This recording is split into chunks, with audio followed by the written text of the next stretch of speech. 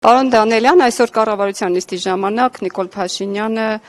նորից անդրադարձավ Արցախի ռազմաքաղաքական ղեկավարությանը եւ ասաց, որ փախել են իրենք Արցախից, ասաց, որ իրենք են հանձնել Արցախը, երբ որ Արցախում ղեկավարությունը փոխվեց, իշխող ղեկավարությունը, ընդդիմությունը այստեղ գրկախառնվում էր, ողջունում էին իրար, ուրախանում էին, շնորհավորում էին եւ ասում էին, թե սա տեսեք Արցախում ինչ ենք անելու, այնինչ ինքը առաջարկում էր Արցախը պահելու, արցախցիներին իրենց բնորանում պահելու ծրագիր, բայց ոչ ընդդիմությունը, ոչ Արցախի փոխված ղեկավարությունը համաձայնեցին,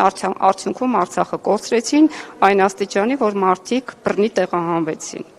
Խնդրում եմ մեկ անգամ եւս անդրադարձեք, ով է հանձնել իրականում Արցախը։ Դա անգամ պետք է կասկած չհարուցի, ով է Արցախի անվտանգության երաշխավորը, որ երկիրն է Արցախի անվտանգության երաշխավորը։ Էլ երկրորդ տեղ կարծիք կա, Հայաստանի Հանրապետությունը Արցախի անվտանգության երաշխավորն էր, բայց նորից էլի ստիպված եմ հիշեցնելու արդեն որ երրորդ հազար անգամ Հայաստանը ձեռքերը լվացավ Արցախից եւ ստորագրեց մի փաստաթուղթ, որտեղ որ ճանաչեց Արցախը Ադրբեջանի կազմում, հստակ քառակուսի կիլոմետրերով, հստակ հայտարարություններով, տարբեր միջազգային ամբիոններում հայտարարելով, որ Արցախը այլևս Ադրբեջան է։ Արցախը Հայաստան ասող անձը, որ Ստեփանակերտի հրապարակում կոկորդ է ճղելով ասում էր Արցախը Հայաստան է եւ վերջ, բանակցային գործընթացը ձախողելով, ասելով որ սկսում եմ զորական կետից, հետո բանակցություններին գնալով բանակցությունների եւ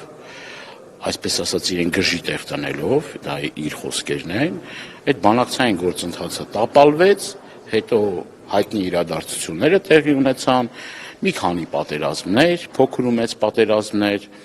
եւ այստեղից էլ հայտարարություններ հնչեցին, որ մենք էլ Արցախի հետ կապված որևէ մի հարց ու պատասխան չունենք Ադրբեջանից։ Այս պայմաններում Արցախը եւ արցախցիները մնացին միայնակ, շուրջ 9 ամիս սովամահության ենթարկվելով, Ադրբեջանի կողմից սովի մատնվելով, անգամ այդ պայմաններում արցախցիները պահեցին իրանց շատ արժանապատիվ, ամիսներ շարունակ հանապազորյա հաց չունենալով, ամիսներ շարունակ ենթարկվելով ոչ միայն քաղցի,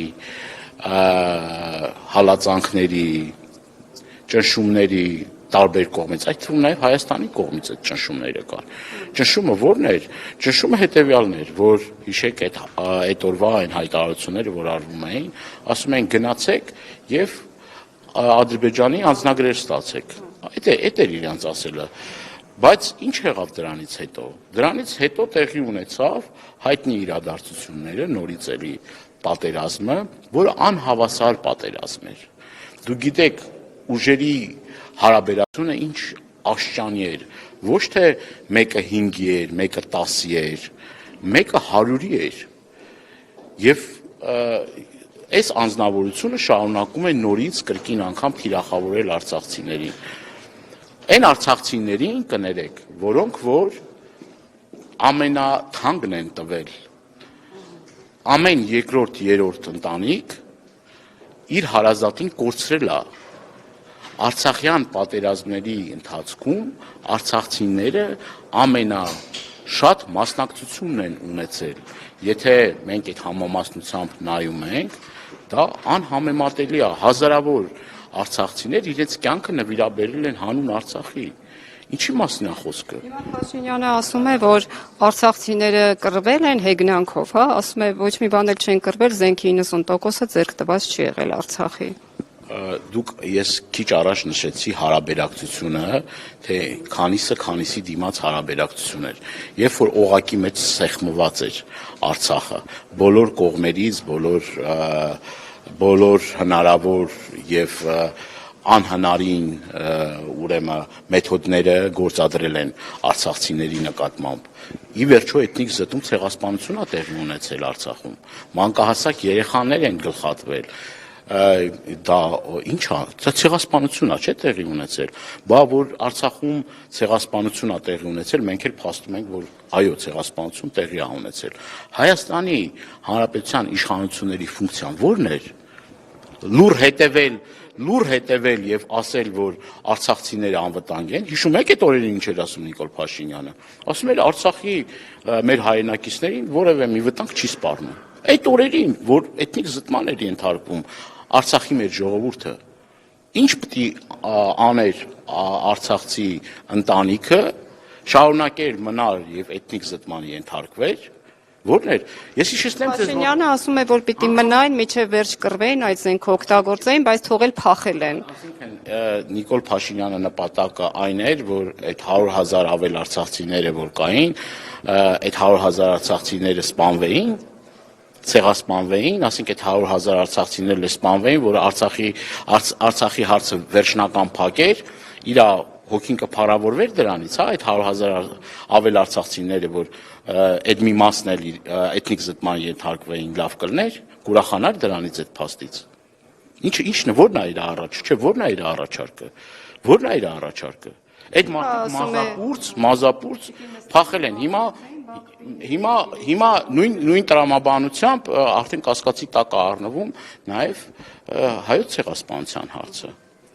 Նույն տրամաբանությունն է։ Այն հայերը,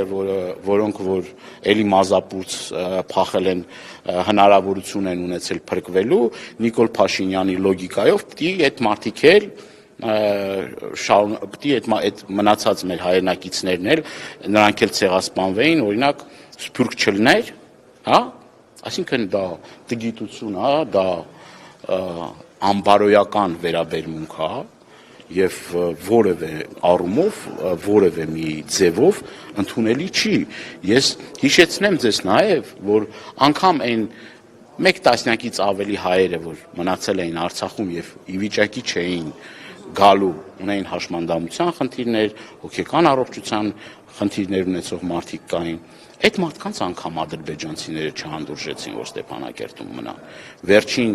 10, միգուցե մի քիչ ավել մեր հայրենակիցները հանեցին ուղակի Արցախից, ուղակի ամենակեղտոտ ձևով հանեցին